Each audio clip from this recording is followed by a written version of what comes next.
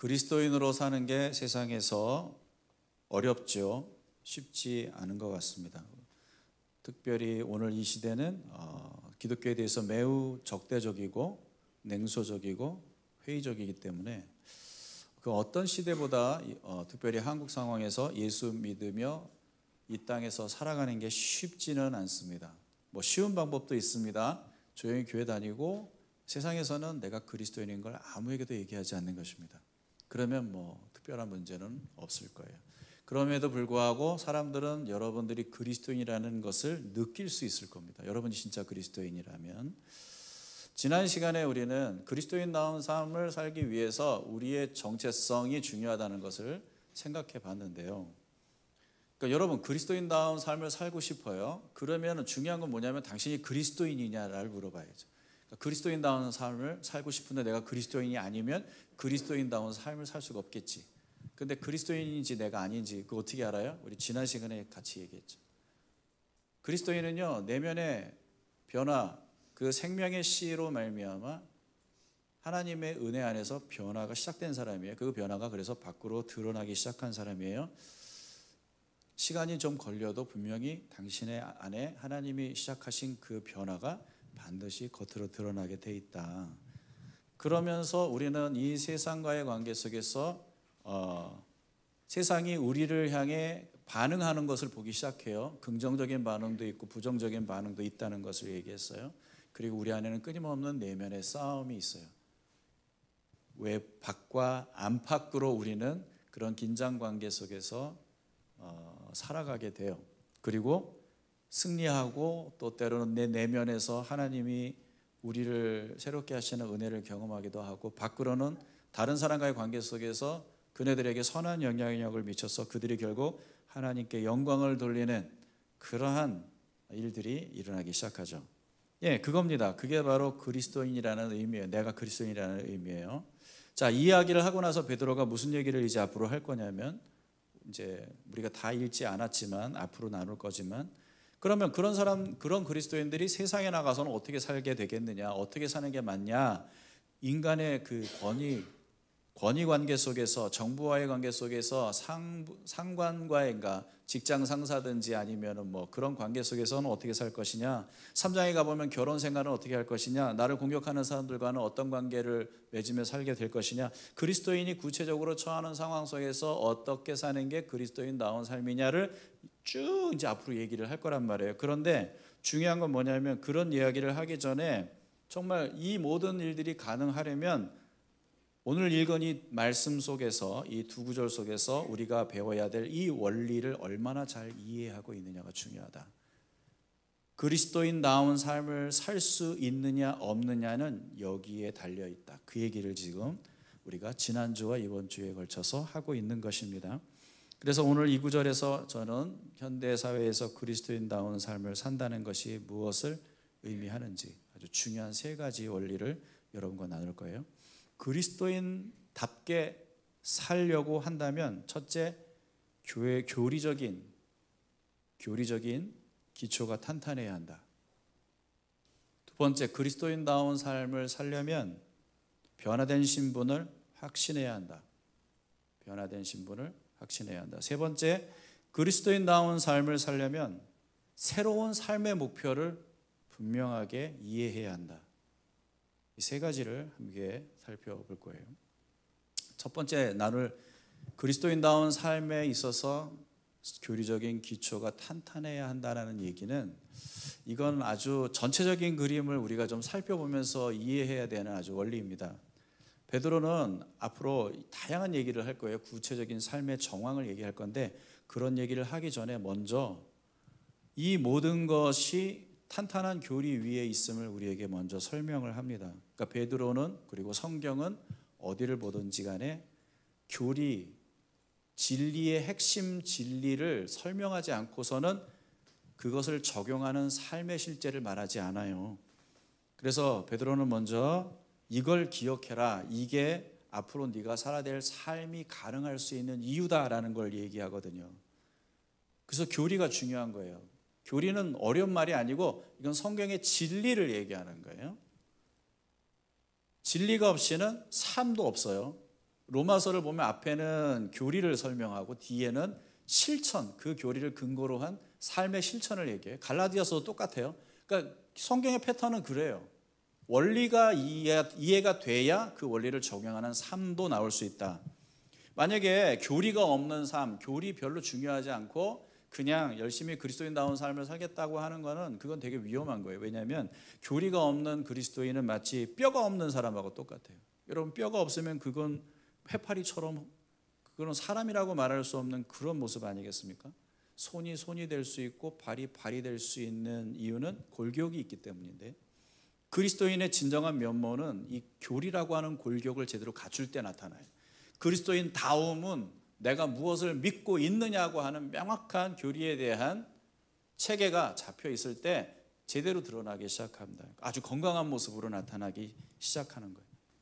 뭐 반대로 교리만 많이 알고 그걸 전혀 실천하는 삶을 살지 않는다면 그거는 정말 그냥 뼈만 앙상한 끔찍한 모습일 수도 있겠죠. 이 두 가지의 균형이 이루어져야 되는데 가장 기초는 뭐다? 골격이다. 집을 지을 때도 여러분 창문부터 달지 않잖아요. 뭐부터 해요? 예? 기초를 파고 프레임을, 기둥을 받고 골격을 만들어야 되잖아요. 그래야만 거기에 뭔가를 붙일 수 있고 쌓을 수 있고 다듬을 수 있고 아름답게 치장을 할 수가 있는 거니까 이 신앙도 똑같다라는 거죠. 어떻게 살 건가, 무엇을 할 건가를 말하기 전에 그게 어떤 성경적 근거를 갖고 있느냐를 이해해야 한다는 거예요. 어떤 사람들은 이런 교리를 강조하는 걸 되게 부담스럽게 생각해요. 왜냐하면 나는 이걸 믿어라고 말하면 그때부터 불편한 일이 시작돼요. 나는 그렇게 생각 안 해라는 사람이 분명히 나타나니까. 그런 갈등과 긴장 상황을 싫어하는 거예요. 그래서 나는 이걸 믿어라는 말 못해. 심지어는 내가 예수를 믿어라는 말도 쉽지 않잖아요. 그걸 말하는 순간 직장에서 사람들은 나를 다르게 볼 테니까 그게 싫은 거야. 그래서 내가 뭘 믿는지를 말하고 싶지 않은 거지. 그리스도인들 사이에서도 마찬가지예요. 내가 뭘 믿는지를 말하는 게 되게 불편해질 수 있다라는 생각을 하면서 사람들은 너희들이 뭘 믿는지를 말하지 말고 우리가 뭘 믿는지를 같이 고민해보자, 이걸 얘기하거든. 그게 종교다원주의예요.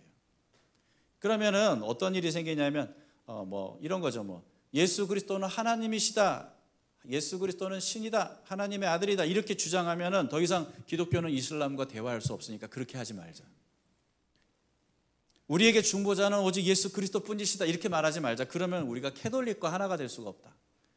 행위가 아니라 오직 은혜로 구원받는다, 너무 강하게 말하지 말자. 그러면은 우리가 감리교와 친하게 지낼 수가 없다, 이런 거죠. 그러니 교리를 너무 강조하지 말고 우리 모두가 동의할 수 있는 보편적인 가치에 초점을 맞추고 함께 대화를 하자. 사랑, 하나됨, 평화, 이런 거 말이죠. 그러나 여러분, 무엇을 믿느냐보다 어떻게 사느냐가 중요한가요? 정말 그게 맞아요? 맞아요? 무엇을 믿느냐보다 어떻게 사느냐가 더 중요하다고요? 아니, 무엇을 믿느냐가 어떻게 사느냐를 결정하는 건 아니고요. 심지어 우리가 세상도 이런 방식으로 기독교를 공격을 하거든요. 야, 네가 뭘 믿든지 간에 나한테 강요하지 마, 이렇게 얘기하거든요. 각자 믿고 싶은 거 믿는 거야. 너희들 너무 독선적이야. 그러니까 너희들이 뭘 믿든지 간에 나한테 믿으라고 강요하지 마 라고 얘기를 하는데, 여러분, 그건 잘못된 거라는 얘기잖아요. 근데 그 말 자체가 모순인 게, 너희가 믿는 것을 나에게 강요하지 마, 그러면 안 돼 라고 말하는 순간 그 사람도 자신의 신념을 나한테 강요하고 있는 거예요. 그렇잖아요. 뭘 믿어요? 너의 믿음을 내게 강요하는 것은 옳지 않아 라는 신념을 내게 강요하고 있는 거예요. 이게 얼마나 웃기는 얘기예요. 모순이라는 거죠. 왜 우리가 사람들에게 신념, 가치, 진리를 말할 수밖에 없냐면, 그네들도 사실 그러한 가치를 추구하는 삶을 살고 있거든요. 여러분, 세상에 상상해 보세요. 사랑 없는 세상, 공의 없는 세상, 그런 세상을 여러분 상상할 수 있어요? 상상할 수 없다는 거죠. 그럼에도 불구하고 사람들은 자기 나름대로 과학적으로 진화론적으로 절대 설명도 안 되는 어떠한 그런 가치 개념, 도덕 개념을 갖고 있고 그것을 추구하면서, 그건 교리 아닙니까? 그건 진리가 아닙니까? 그네들에게 나름 진리 아닙니까? 문제는 뭐냐면 그네들이 추구하는 그 진리는 불완전하다는 거예요. 하나됨, 평화 다 좋죠. 그런데 국가적인 이익을 앞에 두고는 전쟁도 불사하잖아요. 경제 전쟁은 얼마나 잔혹합니까? 착취, 자신들의 이익을 위해서라면 평등이 어디 있어? 자기가 훨씬 더 유리한 위치를 점하려고 얼마나 애를 쓰고 노력을 합니까? 이게 세상입니다. 이게 세상이에요. 문제는 뭔지 아세요? 자기네들이 생각하는 이상적인 그림은 있어. 사랑이 가득한 세상, 그걸 싫어하는 사람이 어디 있어? 모두가 다 평등한 세상, 그걸 그런 거 난 싫어 이렇게 말하는 사람은 어디 있어? 다 원한다고 얘기를 한단 말이야. 하지만 그게 자기의 그 중심적인 욕심에 우선하지는 않는다고. 철저하게 개인주의적이고 자기중심적인 인간들은 절대 뭐가 가치 있는지를 알지만 그것을 이루어낼 수 있는 능력도 해답도 갖고 있지 않다는 거예요. 그래서 우리는 교리가 필요하다고. 교리가 다른 게 아니에요. 인간이 갖고 있지 못한 해답을 하나님이 우리에게 주신 게 바로 진리고 교리예요. 사랑과 정의를 외치지만 그네들은 그것을 이루어낼 수 있는 능력이 없는 거예요. 왠지 아세요? 내가 사랑해야 될 근본적인 이유가 뭔지를 모르는 거예요. 사랑 좋은 건 알겠어. 막연하게 본능적으로 그거 느껴. 공이 좋고 사회가 평등해야 된다는 거 그거 다 원하는데 왜 그래야 하는지를 잘 모른다는 거예요. 인간이 고귀한 존재라고 말할 수 있는데 인간이 왜 고귀하냐고 물어본다면 말을 못해요. 그리고 인간이 고귀하면 우리가 이렇게 하겠어요? 상상을 해보세요. 여러분, 전쟁을 통해 우크라이나 러시아 전쟁을 통해 1만 명이 넘게 죽었어요. 여러분, 지금 이 지구상에 영양실조에 걸려서 고통받는 사람이 7억 7천만 명이에요. 우리는 그 이상을, 우리가 갖고 있는 그 이상적 가치를 실현할 수 있는 답이 없어요. 앞으로 계속 그렇게 될 거예요. 절대 세상은 더 아름다워지지 않아요. 우리에겐 그럴 수 있는 능력도 답도 없거든요. 하나님이 우리에게 그래서 그 답을 주시는 거예요. 그걸 우리는 진리라고 말하고 있고 교리라고 말하고 있는 거예요. 교리란 이유를 상실한 인간을 향한 하나님의 답이다. 그러니 그게 중요한 걸 우리는 얘기할 수밖에 없잖아요.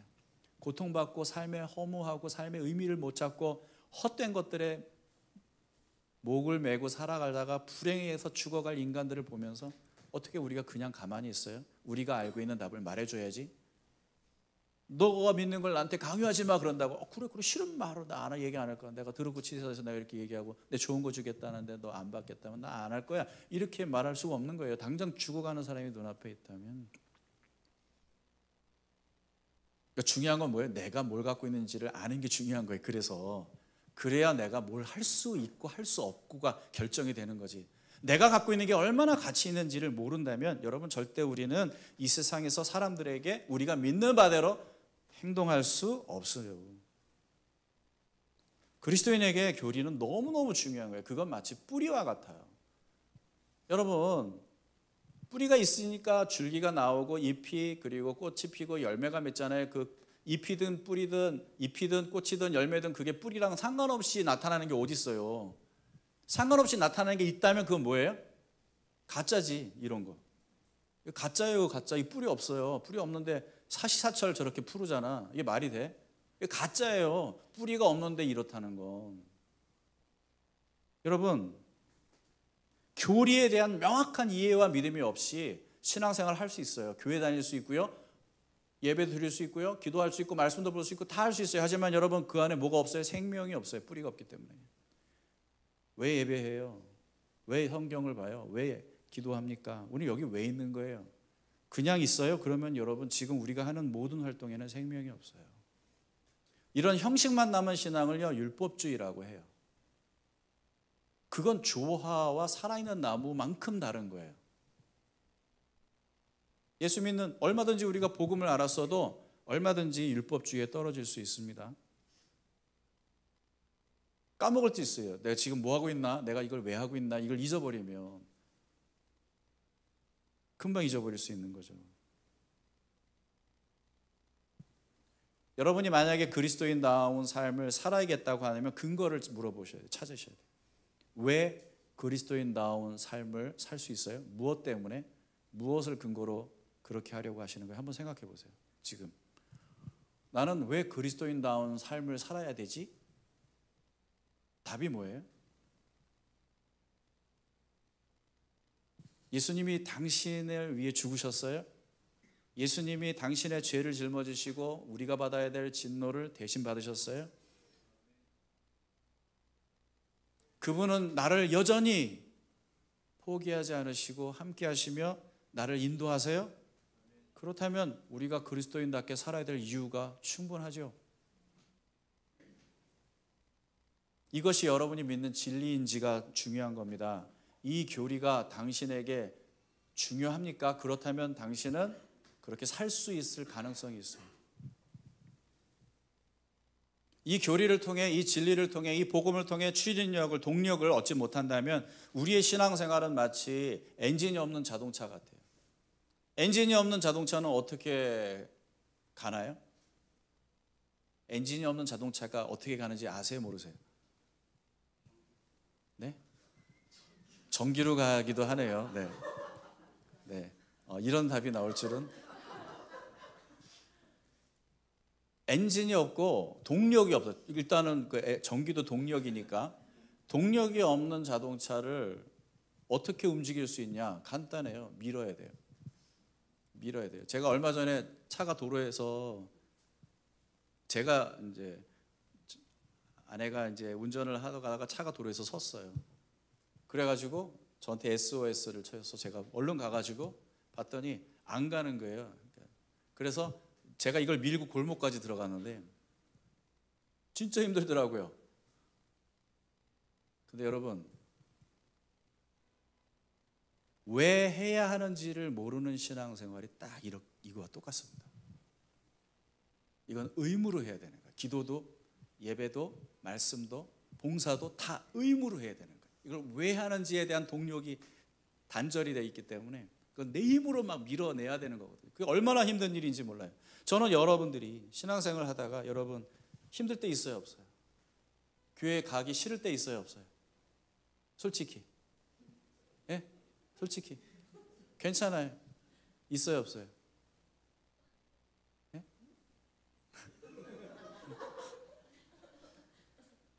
제가 일부 때 아주 긍정적인 그런 응답을, 반응을 이렇게 몇 분들이 하셔가지고 제가 많이 당황하면서 설교를 힘들어했던 일부였습니다만, 농담이지만 왜 없겠어요? 있겠지. 그럴 때 여러분이 무엇을 점검하셔야 되냐면 내가 어떠한 동기를 갖고 지금 이걸 하려는지를 생각해 봐야 돼요.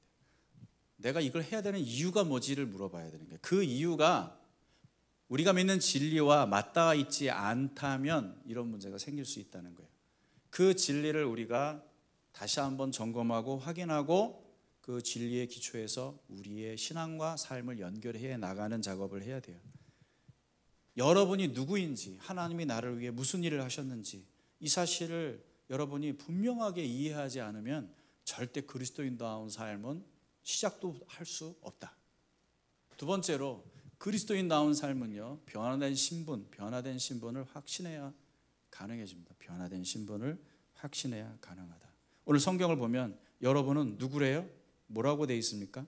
11절에 사랑하는 여러분, 나는 나그네와 거류민 같은 여러분에게 권합니다. 나그네가 뭐예요? 나그네는 이방인이라는 뜻이에요.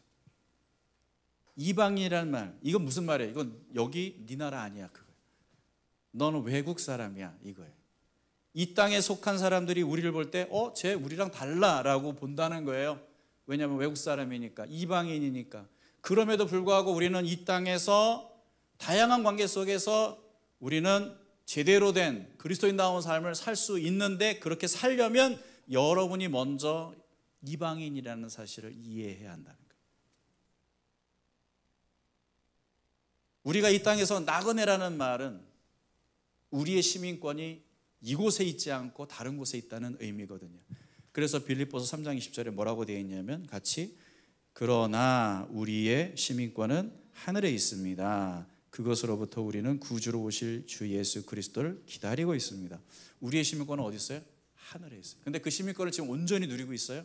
아직은 이미 주어졌지만 그것을 온전히 누리려면 그 나라의 주인이 이 땅에 오셔야 돼요. 그래서 이 세상도 그분의 나라가 될 때 우리는 온전한 시민권을 누릴 수 있겠지만 그러나 우리는 이미 시민권을 받고 외국에 살고 있는 사람들인 거예요. 그렇기 때문에 비록 우리가 이 땅에 살지만 우리의 가치관, 우리가 따라야 될 생활 방식, 우리가 추구하는, 우리가 믿어야 하는 법은 우리가 진짜 속한 나라에 있다라는 거죠. 그걸 아는 사람이 그리스도인이에요. 그리스도인들은 분명히 자기가 어디에 속해 있는지를 알게 된 거예요. 그럼 여러분 궁금한 건 뭐예요? 여러분이 언제 신분이 바뀌었어요? 언제 여러분 신분 세탁했어요? 언제? 한번 옆 사람이 물어보세요. 언제 너 신분 세탁했니? 한번 물어보세요. 언제? 너 그런 사람 아니었잖아. 넌 죄인이었잖아. 넌 정말 구제불능이었잖아. 아무런 소망도 없는 인생이었잖아. 근데 너가 어떻게 의로운 하나님의 자녀 됐어? 어떻게 하나님 나라 백성 됐어? 언제 그렇게 됐어요? 이게 되게 중요한 질문인 게 기독교의 본질은요 신분의 변화예요. 기독교의 본질은 신분의 변화. 이게 명확하지 않으면 기독교인의 삶이 출발 자체가 안 돼요. 한순간 완전히 우리의 신분은 변화돼요. 시민이거나 아니거나 둘 중에 하나입니다. 여러분은 기독교인이거나 아니거나 둘 중에 하나입니다. 중간 단계는 없어요. 물론 교회는 다니지만 아직 예수님을 진지하게 받아들이지 못한 분들이 계세요. 그분들은 그리스도인 아닙니다.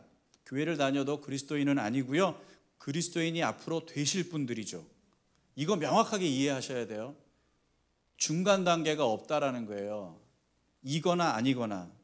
그렇다고 우리가 쉽게 판단해서는 안 돼요. 저 사람은 그리스도인인가 아닌가 우리가 판단할 건 아니지만 그러나 자기 스스로 이걸 점검할 수 있는 방법은 있어요. 왜냐하면 성경이 이걸 아주 명확하게 얘기하거든요. 주 예수를 믿으라 그리하면 너와 내 집이 구원을 받으리라. 그렇죠? 주 예수를 믿으라 그리하면 받으리라. 주 예수를 믿으라가 중요한 거예요. 나는 예수를 믿나를 물어봐야 되는 거예요. 그게 내 스스로 내가 그리스도인임을 확인할 수 있는 방법인데 그럼 믿는다는 게 뭐냐? 이건 제가 수없이 얘기를 했기 때문에 여러분은 아마 귀가 아프게 들었을 건데 믿는다는 말은 그리스도인답게 산다는 말이 아니라는 거예요. 자꾸 이렇게 생각을 하니까 어떤 생각을 하냐면 제가 어떻게 구원 받았다고 확신할 수 있겠어요? 아직 저는 많이 부족해요. 더 열심히 그리스도인다운 삶을 살아야죠. 그래야 제가 그리스도인이 되겠죠 라고 생각을 한단 말이에요. 여러분 이거 겸손한 거 아닙니다. 여러분 이 사람은요 복음을 믿지 않는 거예요. 복음을 믿지 않는 거예요. 이거는 다시 말해서 성경이 말하는 이 진리의 기초에서 그리스도인이라는 것을 정의하는 게 아니라 인간적인 관점에서 그리스도인을 정의할 때만 말할 수 있는 거예요. 저는 아직 부족해요. 아직 저는 자신 있게 그리스도인이라는 말을 못 하겠어요. 여러분 그 사람은 복음 안 믿는 거라고요. 복음은 뭐라고 얘기해요? 자격 없는 당신을 위해 예수님이 모든 조건을 다 갖추셨습니다. 그러니 그분에게서 그분을 믿을 때 그분이 갖고 있는 모든 걸 당신에게 주실 겁니다. 이게 우리가 그리스도인이 되는 유일한 조건이거든요. 바울과 베드로가 지금 하는 얘기가 성경이 하는 얘기가 다 그 얘기예요. 그들이 말하는 기독교의 본질은 여러분이 하나님께 받아들여지기 위해 뭘 갖춰야 된다는 얘기가 아니라 하나님이 우리에게 받아들여지시기 위해 당신에게 모든 필요한 충분 조건을 주셨다라는 거예요. 이게 바로 우리가 그리스도인 될 수 있다라는 놀라운 거죠. 그러니까 여러분이 아시겠어요? 제가 마르고 닳도록 얘기하지만 율법주의와 기독교는 전혀 다른 종교입니다. 이해가 되세요? 율법주의는요, 기독교가 아니에요. 갈라디아서만 읽어보셔요. 갈라디아서 한번 읽어보세요. 거기에서 바울이 율법주의적 기독교를 얼마나 신랄하게 비판하는지, 이런 기독교를 설파하는 인간들은 다 저주를 받아야 한다, 그렇게 얘기하거든요. 그만큼 분노해요. 바울은 복음을 훼손하는 그 어떠한 시도도 용납할 수 없다, 이렇게 얘기해요. 왜냐하면 복음이 아닌 건 다 가짜거든요. 마틴 루터라는 사람 있잖아요. 종교개혁을 일으킨 마틴 루터가 원래 카톨릭 수도사였잖아요. 사제였잖아요. 사제. 그래서 카톨릭이 가르쳐주는 대로 금욕과 고행과 선행과 이런 온갖 노력을 통해서 구원을 얻을 자격 조건을 갖춰야 된다고 생각하고 열심히 했어요. 그런데도 공허한 거야. 그러던 어느 날 성경 한 구절 읽고 이 사람이 회심을 해요. 로마서 1장 17절인데 여러분도 한번 마틴 루터가 읽고 회심한 이 구절을 같이 한번 읽어봅시다. 시작. 복음에는 하나님의 의가 나타나서 믿음으로 믿음에 이르게 하나니 기록된 바 오직 의인은 믿음으로 말미암아 살리라 함과 같다. 그래서 루터가 이 말씀을 깨닫고 어떤 고백을 하냐면, 내가 하나님께 드리는 의가 아니라 하나님이 내게 주시는 의가 중요하다는 것을 이제 알게 되었을 때, 그것을 믿음으로 믿으면 구원을 받는 사실을 알았을 때 내 앞에 천국의 문이 열리는 것 같았다. 그런 고백을 해요. 여러분, 이 순간이 바로 내가 그리스도인이 되는 순간이에요. 마침내 자신의 도덕성과 선함을 신뢰하던 것을 멈추고 그리스도께서 당신을 위해 행하신 일을 전적으로 신뢰하기 시작하는 순간이 바로 당신이 그리스도인이 되는 순간이에요.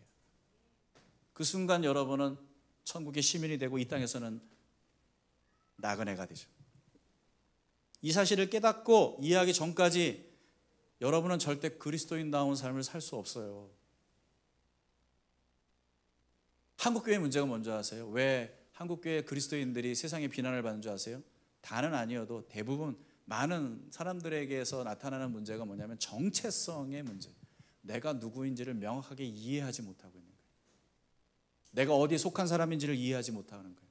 내가 누군지를 모르는 거지. 여러분 옆 사람에게 한번 이렇게 물어보세요. 결혼하셨어요? 한번 물어보세요. 결혼하셨어요? 결혼하셨어요?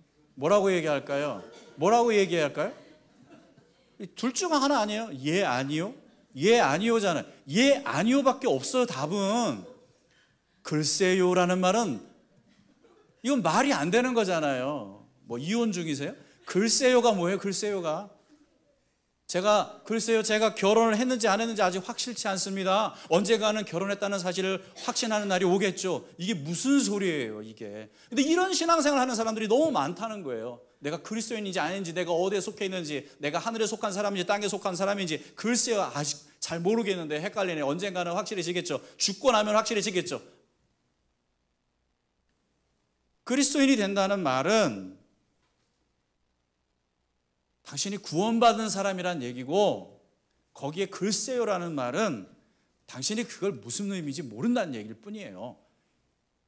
그리스도인이 된다는 것은 너무 명확해요. 그리스도인이든지 아니든지 둘 중에 하나일 뿐이라는 거죠. 왜냐하면 그리스도인이 되는 방식이 너무 명확하기 때문에 그래요. 근데 일반 종교에서는요, 너 구원 받았어? 라고 말할 때 예스라고 말하기가 어려워요. 왜냐하면 내가 어느 정도 내 노력으로 나의 선행을 쌓았는지, 내가 얼마만큼 거기에 걸맞는 수행을 했는지, 이거를 측정할 수 있는 명확한 기준이 없거든. 그냥 최선을 다할 뿐이야. 그리고는 내가 구원 받았어 못 받았어를 쉽게 그렇게 함부로 말할 수가 없는 거지, 그 사람들한테는. 그러니까 글쎄 더 열심히 해야지라는 말이 거기에서는 맞아. 근데 기독교에서는 그게 불가능한 얘기예요. 여러분, 그리스도인이 된다는 말을 정확하게 아셔야 합니다. 다시 한번 말씀드리지만 그것은 얼마나 도덕적이고 얼마나 멋있고 괜찮은 삶을 살고 있느냐가 아니에요. 만약에 기독교가 그런 거라면 그건 나쁜 소식이지 좋은 소식 아닙니다. 여러분을 기독교인으로 만드는 것은 여러분의 노력이 아니라 그분의 노력이고, 여러분의 희생이 아니라 그분의 희생이고, 다만 여러분은 그분이 나를 위해 그것을 하셨다는 것을 믿음으로 받아들이는 거예요. 마지막으로 그리스도인다운 삶은요, 변화된 삶의 목적을 이해해야만 우리가 살아낼 수 있습니다. 변화된 삶의 목적. 여러분, 당연한 거예요. 신분이 바뀌면 뭐가 바뀌어요? 내 정체성이 바뀌면 그때부터 내 삶의 방식이 바뀌는 거예요.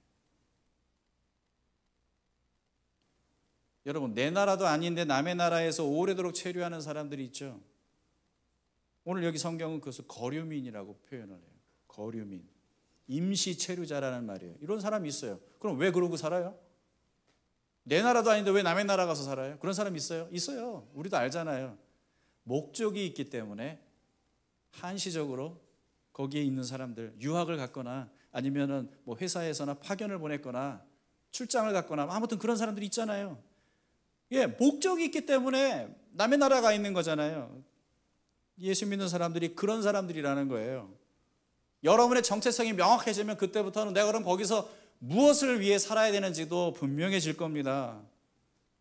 되게 그래서 그리스도인과 세상과의 관계는 복잡 미묘해요. 어떤 사람들은 막 죄 많은 세상, 이 더러운 세상, 내가 여기에 오염되면 안 되지. 그리고는 막 세상을 멀리하고 안 믿는 사람하고는 뭐 만나려고 하지도 않고 그렇게 세상과 차단된 삶을 살려고 하는데 그거 그리스도인의 삶이 아니죠. 왜냐하면 하나님께서 우리를 세상으로 보내신 거예요. 그리스도인은 세상을 미워하지 않습니다. 왜냐하면 한때 우리도 거기에 속해 있었던 사람들이었고 하나님은 이 세상을 사랑하세요. 그래서 독생자를 주셨어요. 믿으십니까? 그리스도인은 그래서 세상을 미워하지 않지만 문제는 뭐예요? 세상은 우리를 미워할 수 있다. 세상은 우리를 오해할 수 있다. 예수님은 그렇게 말씀하셨어요. 하나님이 나를 세상으로 보내신 것처럼 나도 그들을 세상에 보냅니다. 그리고 또 우리에게 얘기합니다. 세상이 너희를 미워한다면 그건 너희보다 나를 먼저 미워했다는 사실을 기억해야 한다. 그건 이상한 게 아니다. 당연한 거다. 그 말씀은 우리가 예수를 믿게 될 때 우리에게 일어나는 변화는 우리의 신분의 변화일 뿐만 아니라 우리의 삶의 목적의 변화이기도 하다라는 얘기죠. 우리는 더 이상 이 세상의 삶의 목적을 두고 사는 사람이 아니기 때문에 더 큰 세상, 더 큰 존재로 하나님에게 속한 사람으로 이 세상을 살아가기 때문에 이 세상을 바라보는 눈도 달라질 수밖에 없다는 거예요. 먹고 살기 위해 사는 게 그리스도인의 삶이 될 수는 없다는 거예요. 안전한 노후가 내 인생의 전부라고 목적이라고 말할 수 없다는 거예요. 하나님께서 예수님을 세상에 보내셨듯이 우리를 세상에 보내시는 거예요. 목적이 뭐예요? 이 세상을 위해서입니다. 이 깨지고 망가진 소망 없는 세상에 진정한 본향을 되찾을 수 있는 길이 있음을 말해주고 보여주고 알릴 수 있는 그 중요한 목적이 우리의 삶에 있어요. 그래서 세상 사람들은 우리가 그리스도인임을 눈치채야 합니다.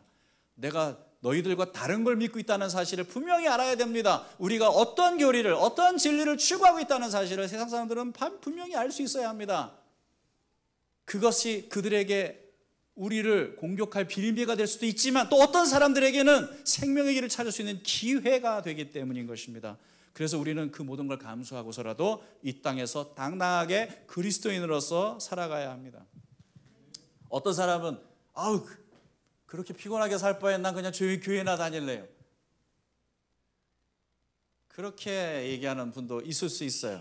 나는 이런 생각을 하는 분들의 문제가 뭔지 말씀드리고 싶어요. 그분들은 하나님 나라보다 세상 나라를 더 사랑한다 그런 의미 아닙니다. 그런 거보다 너무 많은 세상의 쾌락을 원하고 있기 때문에 그게 문제다 그런 얘기도 할 수 있겠지만 사실 그건 문제도 아닙니다. 더 큰 문제가 있습니다. 더 큰 문제가 있는데 그게 뭐냐? 이 사람들은 너무 시시하고 보잘것없는 것을 원하고 있다는 거예요. 그게 문제예요. 하나님은 더 큰 것을 주셨는데 별거 아니고 시시한 것들에 마음을 뺏겨서 살고 있다는 거예요. 우리는 고작해야 그런 거 아닙니까? 우리의 소망이라는 게 뭐 고작해야 한 200평 되는 정원에 화장실 5개, 방 10개쯤 되는 그런 저택에 사는 거 뭐 그리고 자동차 한 3대 돌려가면서 타고 뭐 그런 거 아닙니까? 우리의 소박한 꿈은 그런 거 아닙니까? 그러나 하나님이 우리에게 주시려고 하는 게 뭔지 아세요? 요한복음 14장 2, 3절을 보세요. 한번 같이 읽어보겠습니다. 내 아버지의 집에 있는 곳이 많다. 그렇지 않다면 내가 너희가 있을 곳을 마련하러 간다고 너희에게 말했겠느냐? 나는 너희가 있을 곳을 마련하러 간다. 내가 가서 너희가 있을 곳을 마련하면 다시 와서 너희를 나에게로 데려가다가 내가 있는 곳에 너희도 함께 있겠다. 이 말씀으로 세상을 창조하신 분께서 우리에게 말씀하십니다. 내가 너희가 있을 곳을 마련하러 간다. 다시 와서 너희를 나에게로 데려가겠다. 마련되면 내가 너희를 부르러 다시 오겠다. 여러분, 여기가 우리 집 아니에요. 여기가 우리가 있을 곳이 아니에요. 상상해 보신 적 있습니까? 단 한 번이라도 예수님의 이 말씀을 듣고 기대하면서 와, 우리가 갈 곳이요. 그곳을 기대해 본 적이 있습니까? 그곳을 소망해 본 적이 있습니까? 나의 본향, 나의 고국, 내가 속한 곳, 진짜 내가 살아야 될 그 자리를 여러분들이 바라보신 적 있습니까? 아, 나는 여기서 나그네구나. 내가 잠시 나의 사명과 목적이 있어서 이 땅에서 살고 있지만 내가 돌아갈 곳이 있구나. 여러분, 그리스도인은 이 사실에 대한 명확한 확신이 있어야 됩니다. 그래야만 삶이 바뀌어요. 그리스도인다운 삶은 그래야만 가능해지는 거예요. 여러분, 그렇게 시시한 존재 아닙니다. 세상 사람들처럼 그렇게 똑같이 살 수 없어요. 더 위대한 존재입니다. 여러분 자신을 좀 달리 봐야 돼요. 여러분은 하나님 나라에 속한 백성입니다. 나는 예수님이 그러셨잖아요. 내가 처소를 너희들이 있어야 될 곳을 마련하면 내가 데리러 올게. 아직도 안 오셨어요. 도대체 우리가 갈 곳이 얼마나 엄청난 곳일까? 여러분 상상이 되세요? 상상이 되세요? 이걸 볼 수 있는 눈을 하나님께서 열어주시고 이걸 바라보면서 이 땅을 살아갈 줄 아는 사람이 그리스도인인 거예요. 옛날 얘기지만 두 모라비안 교도들이 있었습니다. 젊은 두 사람이었습니다. 이들은 어떤 이야기를 들었습니다. 영국인 한 소유주가 한 섬을 샀는데 그 섬에 2, 3천 명 되는 노예들을 잡아다가 끌고 가서 거기서 노역을 시키고 있다는 얘기를 들었습니다. 그 노예들은 평생 거기서 나올 수 없습니다. 죽을 때까지 거기서 일만 해야 합니다. 그 이야기를 듣고 이 두 젊은 그리스도인들은 가슴에 불이 붙었습니다. 그네들에게 복음을 전하고 싶다. 그래서 그 아틀란타라는 섬에 그 주인에게 요청을 합니다. 우리가 그곳에 들어가서 복음을 좀 노예들에게 전할 수 있겠습니까? 이런 제안에 거절을 당합니다. 아니, 여기에는 오직 노예들만 들어올 수 있는 곳이요. 만약에 당신들이 이곳에 오기를 원한다면 당신들은 나의 노예가 되어야 되고 그것도 종신토록 그렇게 할 용의가 있다면 오실 수 있어. 어떻게 했을까요? 이 두 사람은 주저하지 않고 그리하겠다 약속했습니다. 자신의 자신 스스로를 노예로 팔았습니다. 그 사람에게. 오직 그곳에 있는 수천의 사람들에게 복음을 전하기 위해서.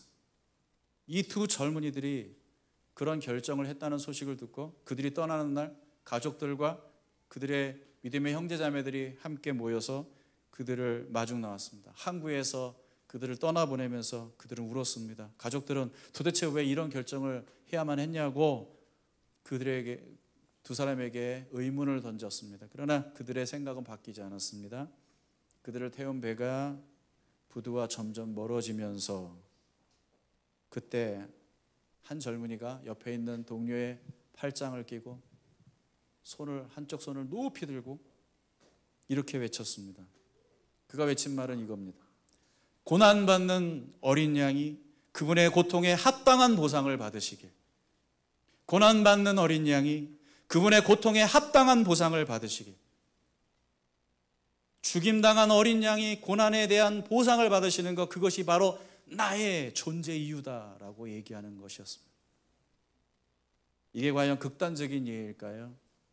기독교 역사를 훑어보면 내가 진짜 누구인지를 알게 된 그리스도인들 중에는 기꺼이 나를 위해 죽임을 당하신 어린 양의 그 고난에 마땅한 영광과 찬송이 되기 위하여 자신의 삶을 드린 사람들의 이야기가 수없이 나옵니다.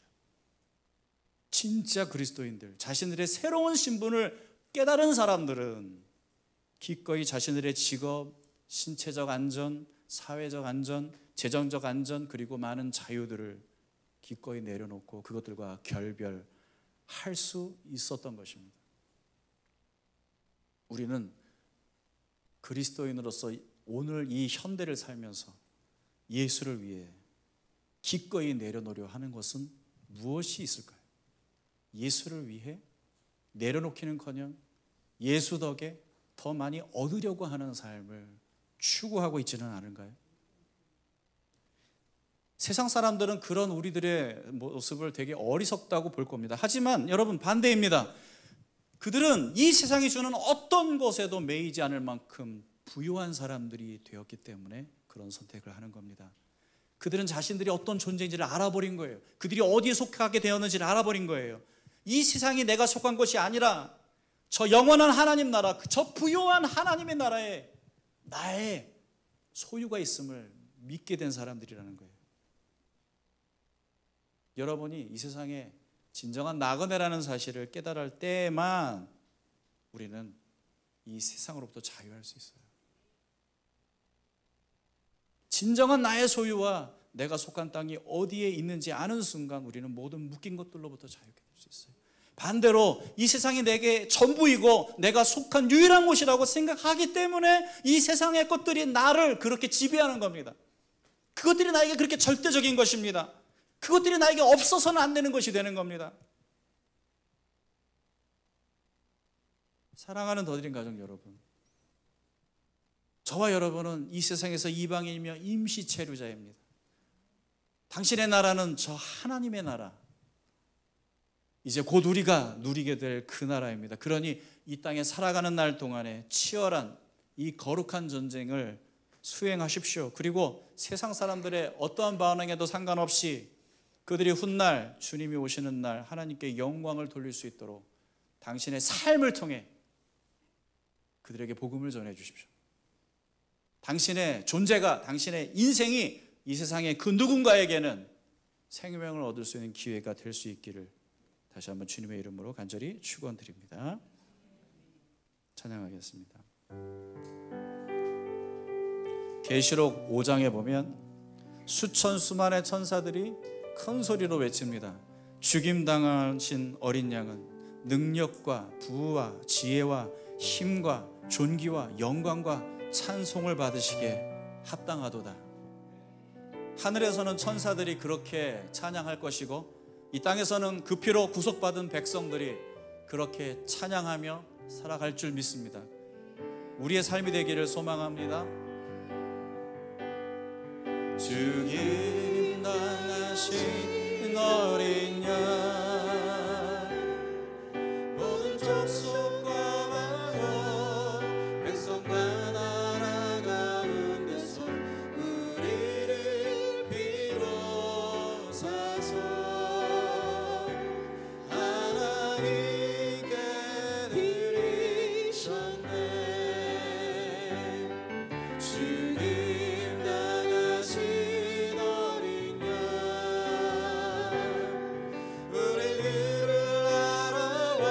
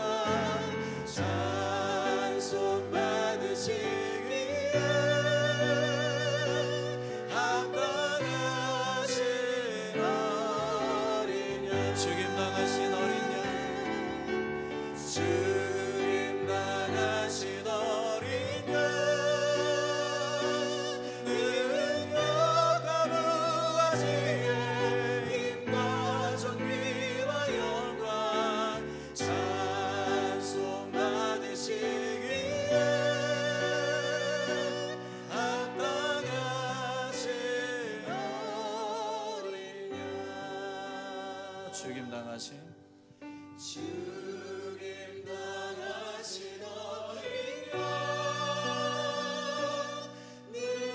능력과 무지의 힘과 존귀와 영광 찬송 받으시기에